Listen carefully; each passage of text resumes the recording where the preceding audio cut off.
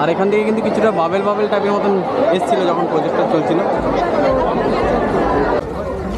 তো এখন বাজে 2:35। তো আমরা চলেছি সন্তোষ মিত্র স্কোয়ারে, যেটা গত বছর ব্যাপক রকম ভিড় হয়েছিল এবং রেকর্ড সংখ্যক, কারণ রাম মন্দির হয়েছিল। এবার রাম মন্দির হয়নি, এবার হচ্ছে স্পেয়ার 12D ডিসপ্লের একটা মণ্ডপ তৈরি করা হয়েছে। তো আজকে হচ্ছে তোমার তৃতীয়া। তো এরকম কিছুটা ভিড় রয়েছে। লেজার শো যেটাকে বলতে পারো 3D, আবার উপরে গোলাকৃতিটা এখন জ্বলছে না।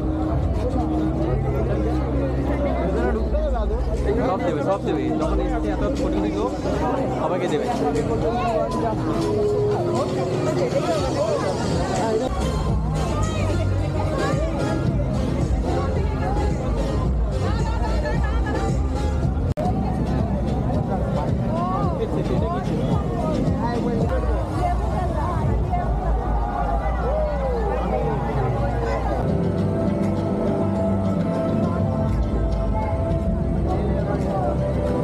ঠিকই আছে মোটামুটি, কিন্তু গতবারে প্যান্ডেল ভালো হয়েছিল। আর এইগুলো অ্যাকচুয়ালি বাচ্চাদের জন্য খুব ভালো লাগবে। তো চলে এবারে মণ্ডপের দিকে এগোই। আর মণ্ডপের সামনে বিশাল লাইন পড়ে গেছে অলরেডি। আমরা ভেতরের দিকে যাচ্ছি এখন।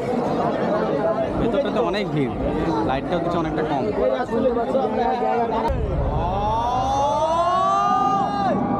ভাই খাতারনাক।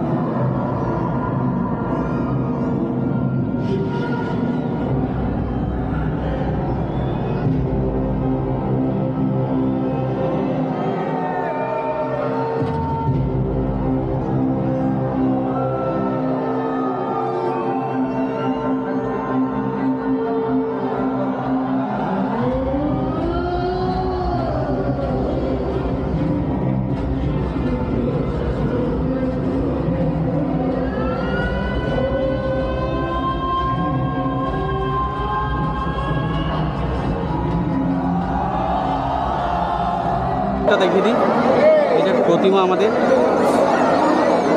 বাহ, খুবই সুন্দর করেছে। আর এখান থেকে কিন্তু কিছুটা বাবেল বাবেল টাইপের মতন এসেছিলো যখন প্রজেক্টটা চলছিল। ঠাকুরের মুখটা কিন্তু অপরূপ সুন্দর লাগছে কিন্তু।